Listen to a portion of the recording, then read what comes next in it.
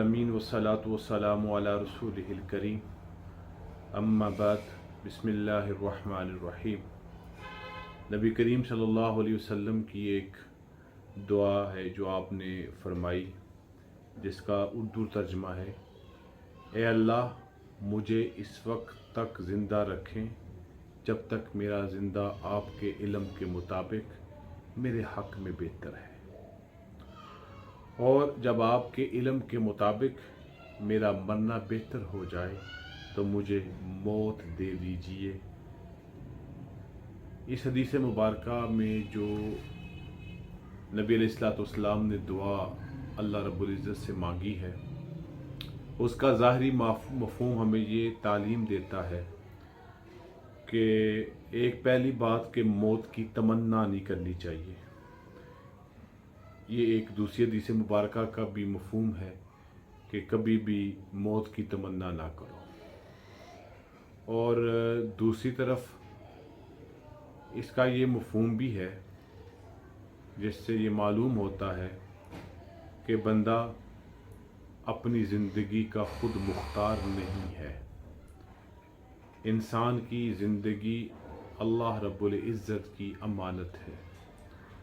ज़िंदगी के साथ साथ जितने भी इंसान के आज़ा हैं, ये भी अल्लाह की दी हुई एक नेमत, अल्लाह रब्बुल इज़्ज़त की दी गई अमानत है।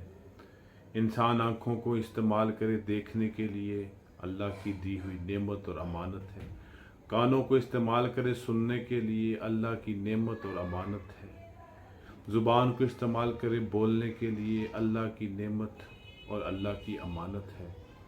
इसी तरह अगर तमाम अज़ा का तज़किरा किया जाए तो अल्लाह ताला की ये नेमतें हैं, अल्लाह की अमानत हैं। बंदे ने ख़ुद से जाकर बाज़ार से इन अज़ा को नहीं ख़रीदा, तो इसी बुनियाद पर इंसान को कोई हक़ नहीं है कि अपनी ज़िंदगी को भी ख़त्म करे।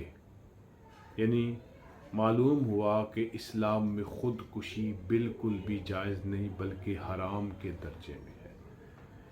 बंदा तकालीफ से, हालात से, माशरती दबाव से, माशी दबाव से तंग आकर अपनी ज़िंदगी का ख़ात्मा कर ले, ये बंदे के इख्तियार की बात नहीं है, बल्कि ये ज़िंदगी अल्लाह की नेमत है और अल्लाह की अमानत है।